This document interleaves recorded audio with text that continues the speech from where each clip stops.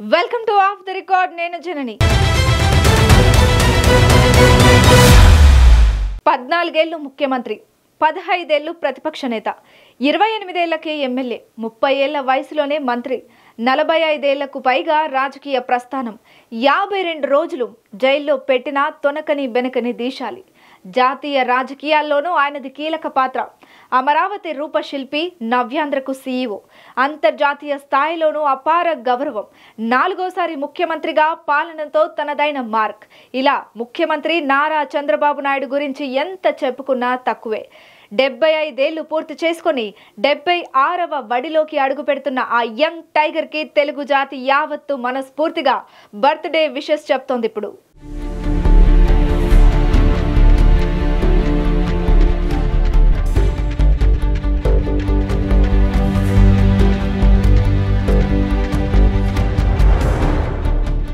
నిరంతర శ్రామికుడు, అభివృద్ధి కాముకుడు, అలు పెరగని నాయకుడు, పడిన ప్రతిసారి ఉవ్వెత్తున ఎగిసే కెరటం. ఆయనే టీడీపీ అధినేత నారా చంద్రబాబు నాయుడు. 1950 ఏప్రిల్ 20 ఆయన జన్మదినం. అంటే 75 వసంతాలు పూర్తి చేసుకుని 76వ ఏట అడుగు పెట్టబోతున్నారు ఆంధ్రప్రదేశ్ ముఖ్యమంత్రి. గత ఎన్నికల్లో అసాధారణ విజయం సాధించి 4వసారి ముఖ్యమంత్రిగా ప్రమాణం చేసిన దార్శనికుడాయన. కేంద్ర ప్రభుత్వంలోనూ కీలక భూమిక పోషిస్తున్న నేత చంద్రబాబు 5 ఏళ్ల క్రితం ఎన్నికల్లో కేవలం 23 స్థానాలకు పరిమితమైన దశ నుంచి జగన్ వంటి అరాచక విధ్వంసకర పాలకుడికి ఎదురొడ్డి పోరాడి చంద్రబాబు అద్భుత విజయం సాధిస్తారని, మిత్రపక్షాలతో కలిసి 164 స్థానాలు గెలుచుకొని అధికారంలోకి వస్తారని, 4వసారి ముఖ్యమంత్రిగా ప్రమాణ స్వీకారం చేస్తారని అప్పట్లో ఎవరు ఊహించి ఉండరు. అలాంటి అసాధ్యాల్ని సుసాధ్యం చేయడం ఆయన స్టైల్.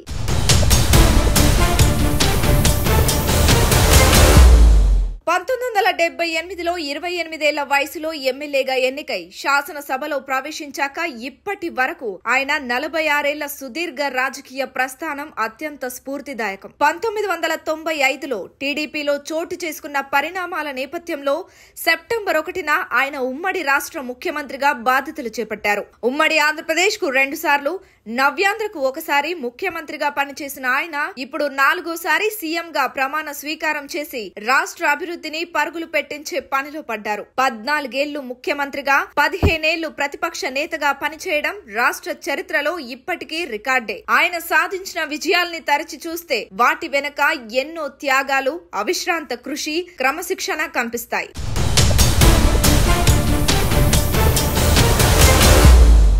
సాధారణ వ్యవసాయ కుటుంబంలో జన్మించిన చంద్రబాబు చిన్నప్పటి నుంచి నాయకత్వ లక్షణాల్ని పుణికిపుచ్చుకున్నారు. యూనివర్సిటీ రాజకీయాల్లో చురుకైన పాత్ర నిర్వహించారు. 1978లో చిత్తూరు జిల్లా చంద్రగిరి నుంచి పోటీ చేసి ఎమ్మెల్యేగా ఎన్నికయ్యారు. 1980లో అంజయ్య మంత్రివర్గంలో స్థానం పొందారు. 1980-83 మధ్య పురావస్తు, సినిమాటోగ్రఫీ, సాంకేతిక విద్య, పశు సంవర్ధక శాఖ, పాడి పరిశ్రమాభివృద్ధి, చిన్ననీటి పారుదల వంటి శాఖల్ని సమర్థంగా నిర్వహించారు. ఎన్టీఆర్ తన కుమార్తె భువనేశ్వరితో ఆయనకు వివాహం జరిపించారు. ఎన్టీఆర్ టీడీపీని స్థాపించాక తొలి ఎన్నికల్లో చంద్రబాబు కాంగ్రెస్ తరపున చంద్రగిరిలోనే పోటీ చేసి ఓడిపోయారు. అనంతరం టీడీపీలో చేరి తన రాజకీయ దక్షత, సునిశ్చిత మేధతో ఎన్టీఆర్ కు కుడి భుజంగా మారారు. అలాంటి సంక్షోభంలో ఆయనకు వెన్నంటి నిలిచి ప్రజాస్వామ్య పునరుద్ధరణ ఉద్యమంలో క్రియాశీలకంగా వ్యవహరించారు. 1989లో కుప్పం నియోజకవర్గానికి మారిన ఆయన అప్పటి నుంచి అప్రతిహతంగా గెలుస్తున్నారు.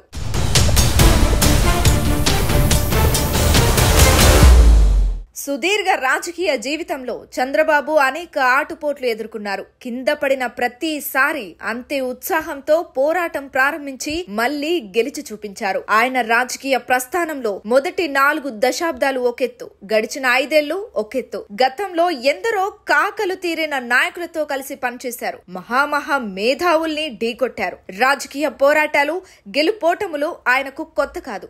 ఏ మాత్రం రాజకీయ పరిపక్వత లేని జగన్ వంటి నాయకుడు నాయకుడికి 5 ఏళ్ల పాలనలో చంద్రబాబు గతంలో ఎన్నడూ లేనన్ని అవమానాలు, కక్ష సాధింపులు ఎదుర్కొన్నారు. టీడీపీ నాయకులు, కార్యకర్తలు, మద్దతుదారుల ఆర్థిక మూలాల్ని, ఆత్మస్థైర్యాన్ని దెబ్బతీసేందుకు జగన్ 5 ఏళ్లు విశ్వ ప్రయత్నం చేశారు. టీడీపీ నేతలు, కార్యకర్తలపై అక్రమ కేసులు బనాయించి అరెస్ట్ చేయించారు. భౌతిక దాడులు, హింసాకాండ యథేచ్ఛగా సాగాయి. జోగి రమేష్ మంది మార్బలాన్ని వెంటేసుకుని చంద్రబాబు ఇంటిపైకే దండయాత్రకు వచ్చారు. డీజీపీ కార్యాలయానికి కూతవేటు దూరంలో ఉన్న టీడీపీ కేంద్ర కార్యాలయంపై వైసీపీ మూకలు దాడికి తెగబడి విధ్వంసం సృష్టిస్తే అప్పటి ప్రభుత్వం ఒక్కరిపైన చర్యలు తీసుకోలేదు. చంద్రబాబు వయసు, రాజకీయ అనుభవానికి కనీసం గౌరవం ఇవ్వకుండా వైసీపీ నేతలు వ్యక్తిగత దూషణలతో చెలరేగిపోతుంటే జగన్ తనదైన స్టైల్లో నవ్వుతూ ప్రోత్సహించినా ఆయన సహించారు. చివరకు అసెంబ్లీలో తన భార్య వ్యక్తిత్వాన్ని కించపరిచేలా వ్యాఖ్యలు చేసేసరికి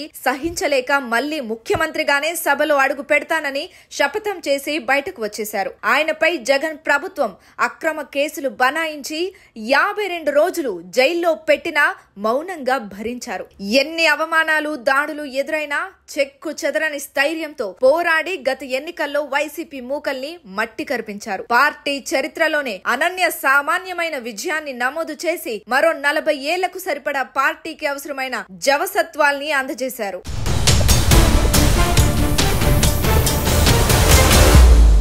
ఉమ్మడి ఆంధ్రప్రదేశ్ నవ్యాంధ్రులకు ముఖ్యమంత్రిగా చంద్రబాబు ప్రజలకు కొత్త తరహా పాలనను పరిచయం చేశారు. శ్రమదానం, ప్రజల వద్దకు పాలన, జన్మభూమి, పచ్చదనం, పరిశుభ్రత, గ్రామీణ మహిళల ఆర్థిక అభ్యున్నతికి డ్వాక్రా సంఘాల ఏర్పాటు, రైతు బజార్ల ఏర్పాటు వంటి అనేక కార్యక్రమాలు చేపట్టారు. ఆయన స్థాపించిన స్వయం సహాయక సంఘాలు గ్రామీణ పేద మహిళల జీవితాల్లో విప్లవాత్మక మార్పులు తెచ్చాయి. డ్వాక్రా సంఘాల విజయ గాథలు తెలుసుకోవడానికి దేశ విదేశీ ప్రముఖులు రాష్ట్రాన్ని సందర్శించారు. ఆంధ్రప్రదేశ్ లో సాధించిన మహిళా ఆర్థిక స్వావలంబన గురించి బ్రిటన్ పార్లమెంటులో ప్రత్యేకంగా ప్రస్తావించారు. పని చేసే ముఖ్యమంత్రి అన్న పేరు చాలా త్వరగా వచ్చింది. భారీ వర్షాలు, తుఫానుల వంటి ప్రకృతి విపత్తులు సంభవించినప్పుడు 24 గంటల్లోపే అక్కడికి చేరుకొని పరిస్థితులు సాధారణ స్థితికి వచ్చేంత వరకు దగ్గరుండి పర్యవేక్షించిన ముఖ్యమంత్రిని ఆయనకు ముందు ఎవరిని చూడలేదు. 1996లో కోనసీమను భారీ తుఫాను అతలాకుతలం చేసినప్పుడు ఆయన నవ్యాంధ్ర పగ్గాలు చేపట్టాక హుద్హుద్, తిత్లీ వంటి తుఫాన్లు ఉత్తరాంధ్రలో బీభత్సం సృష్టించినప్పుడు ఆయన వారం 10 రోజుల పాటు అక్కడే మకాం వేసి పరిస్థితిని చక్కదిద్దే వెనుదిరిగారు.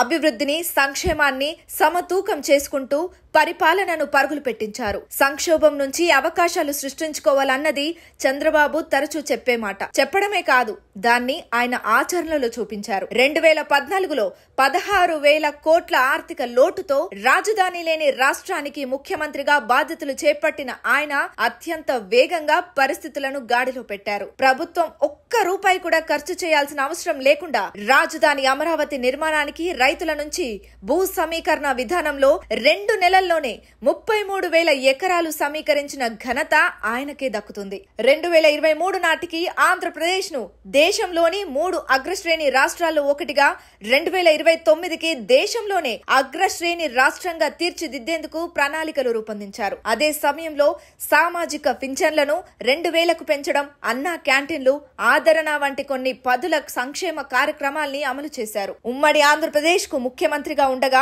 రాష్ట్ర అభివృద్ధికి విజన్ 2020 తయారు చేశారు. విద్య ఒక్కటే పేదరికాన్ని పాలద్రోలే ఆయుధమని గ్రహించి రాష్ట్రంలో పెద్ద ఎత్తున ఇంజనీరింగ్ కళాశాలలను ఏర్పాటు చేశారు. ఆ తర్వాత కాలంలో హైదరాబాద్ ఐటీ హబ్ గా మారడానికి, ఉమ్మడి ఆంధ్రప్రదేశ్ నుంచి వేల సంఖ్యలో ఐటీ నిపుణులు తయారవడానికి దోహదం చేసింది ఆ దార్శనికతే.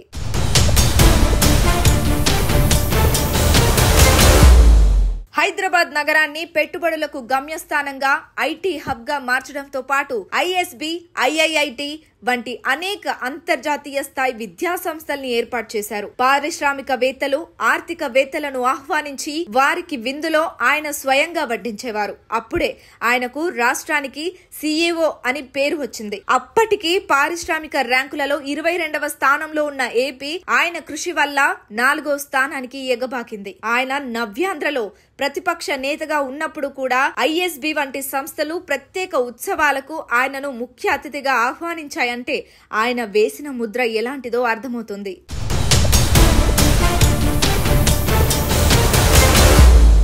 రాష్ట్ర విభజనతో హైదరాబాద్ వంటి మహానగరాన్ని కోల్పోయి ఉపాధి అవకాశాలు కల్పించే పరిశ్రమలు లేక ఆర్థిక లోటుతో భవిష్యత్తుపై అనిశ్చితి మేఘాలు ముసురుకున్న పరిస్థితుల్లో రాష్ట్ర ప్రజలకు చంద్రబాబు పెద్ద దిక్కయ్యారు. ఆయన అపార పరిపాలన అనుభవం, దార్శనికత, రాష్ట్ర అభివృద్ధి కోసం ఆయన పడే తపన రాష్ట్రాన్ని మళ్లీ గాడిన పెడతాయని ప్రజలు బలంగా నమ్మారు. 2014లో రాష్ట్ర పాలన పగ్గాలు ఆయనకు కట్టబెట్టారు. చంద్రబాబు హరరహం శ్రమించారు.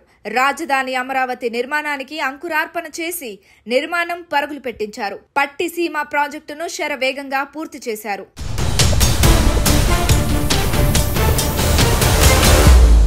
కరువు సీమ, రాయలసీమకు సాగునీరు అందించారు.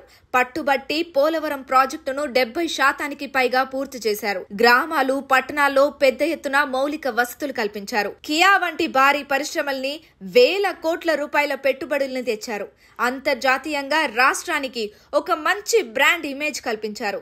సులభతర వాణిజ్యంలో రాష్ట్రాన్ని నెంబర్ 1 స్థానంలో నిలిపారు. 22 మిలియన్ యూనిట్ల కరెంటు లోటుతో ఉన్న రాష్ట్రాన్ని మిగులు విద్యుత్ కలిగిన రాష్ట్రంగా మార్చారు. దావోస్ లో వరల్డ్ ఎకనామిక్ ఫోరం సమావేశాల్లో ఒక సీఈఓ లానే రాష్ట్రంలో ఉన్న పెట్టుబడుల అవకాశాలని వివరించారు. రాష్ట్రంలో పెద్ద ఎత్తున పెట్టుబడుల సదస్సులు నిర్వహించారు. కాలికి బలపం పట్టుకొని అనేక దేశాలు తిరిగి పెట్టుబడులు తీసుకొచ్చారు. ఆయన కృషి ఫలితంగానే ఐటీ, ఆటోమొబైల్, వ్యవసాయ అనుబంధ పరిశ్రమలు, ఫుడ్ ప్రాసెసింగ్ వంటి రంగాల్లో అనేక పరిశ్రమలు ఏర్పాటయ్యాయి. Kia, Hero Motors, Isuzu, Ashok Leyland, HCL, Asian Paints, Berger Paints, Ramco, Flora Ceramics, Apollo Tyres వంటి అనేక పరిశ్రమలు, సెల్ ఫోన్ తయారీ కంపెనీలు రాష్ట్రానికి తరలివచ్చాయి.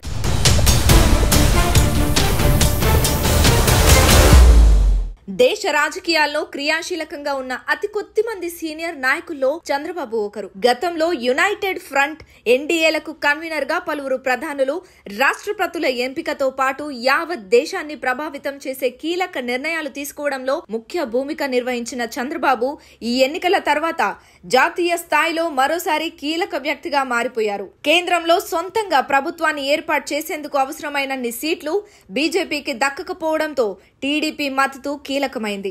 ఎన్డీఏ పక్షాల్లో బీజేపీ తర్వాత అత్యధిక స్థానాలు గెలుచుకున్న పార్టీ టీడీపీనే కావడంతో మరోసారి ఢిల్లీలో చంద్రబాబు ప్రభావం మొదలైంది. ఎన్టీఆర్ హయాం నుంచి చంద్రబాబుకు వివిధ పార్టీలకు చెందిన జాతీయ నాయకులతో సత్సంబంధాలు ఉండేవి. 1996 లోక్సభ ఎన్నికల్లో ఏ పార్టీకి పూర్తి మెజారిటీ రాని పరిస్థితుల్లో ఆయన యునైటెడ్ ఫ్రంట్ ఏర్పాటుకు చొరవ చూపి దానికి కన్వీనర్ గా ఎన్నికయ్యారు. దేవేగౌడ, ఐకే గుజ్రాల్లను ప్రధానులుగా ఎంపిక చేయడంలో ఆయన క్రియాశీలక పాత్ర నిర్వహించారు.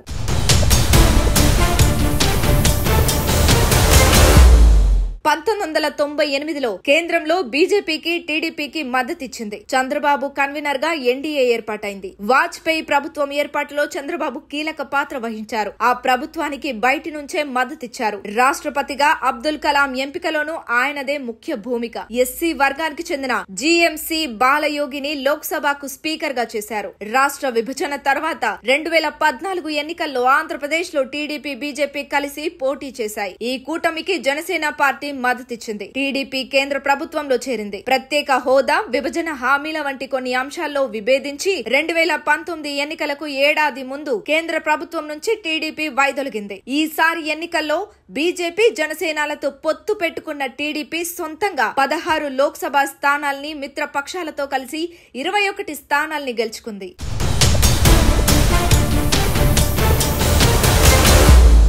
ఎన్టీఆర్ తెలుగువారి ఆత్మ గౌరవాన్ని ప్రపంచానికి చాటి చెబితే వారిలోని ఆత్మ విశ్వాసాన్ని, ప్రతిభా పాటవాల్ని ప్రపంచ దేశాలకు పరిచయం చేసిన నాయకుడిగా చంద్రబాబు చరిత్రలో నిలిచిపోతారు. రాజకీయ నాయకుల్లో ఐటీ జ్ఞానిగా, ఈ గవర్నెన్స్ ను ప్రజలకు పరిచయం చేసిన దార్శనికుడిగా ఆయనకు పేరుంది. ఆయన ఉమ్మడి ఆంధ్రప్రదేశ్ ముఖ్యమంత్రిగా పనిచేస్తున్నప్పుడు 1998లో అమెరికాలోని Illinois governor gym Edgar Chandrababu గౌరవార్థం సెప్టెంబర్ 24వ తేదీని నాయుడు డేగా ప్రకటించారంటే ఆయన విజన్ ను అర్థం చేసుకోవచ్చు. ఆయన సీఎం గా ఉండగానే అప్పటి అమెరికా అధ్యక్షుడు బిల్ క్లింటన్, బ్రిటన్ ప్రధాని టోనీ బ్లెయిర్, సింగపూర్ ప్రధాని, మైక్రోసాఫ్ట్ అధినేత బిల్ గేట్స్ వంటి వారు ఆంధ్రప్రదేశ్ ను సందర్శించారు. బిల్ గేట్స్ వెంటపడి ఒప్పించి మైక్రోసాఫ్ట్ కేంద్రాన్ని హైదరాబాద్ లో ప్రారంభించేలా చంద్రబాబు చేసిన కృషి అందరికీ తెలిసిందే. పలు పత్రికలు ఆయన చేసిన కృషికి అనేక బిరుదులు ఇచ్చాయి. IT Indian of the millennium గా, business persons of the year,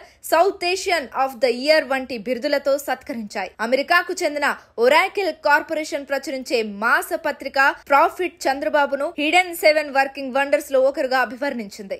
BCC cyber Shavi CM అని కొనియాడింది. సిఎన్ఎన్ వార్తా సంస్థ సీఈఓ ఆఫ్ ఆంధ్రప్రదేశ్ అని ప్రశంసించింది.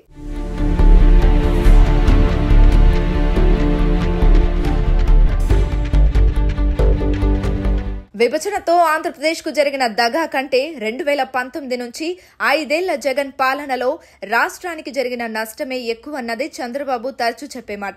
జగన్ పాలనలో దెబ్బతిన్న వ్యవస్థల్ని గాడిన పెట్టి రాష్ట్రాన్ని పునర్నిర్మించాల్సిన బృహత్తర బాధ్యత ఇప్పుడు చంద్రబాబుపై పడింది. 5 ఏళ్ల పాటు ఆయన ఆలు పెరగకుండా శ్రమించిన జగన్ వచ్చి ఒక్క ఛాన్స్ అనడంతో ప్రజలు ఆయనను నమ్మారు. చంద్రబాబు కంటే బాగా అభివృద్ధి చేస్తారేమోననుకొని 2019లో ఒక్క ఛాన్స్ ఇచ్చారు. 5 ఏళ్ల విధ్వంసకర పాలన చూశాక చంద్రబాబు విలువేంటో, రాష్ట్రానికి ఆయన అవసరమేంటో గుర్తించారు.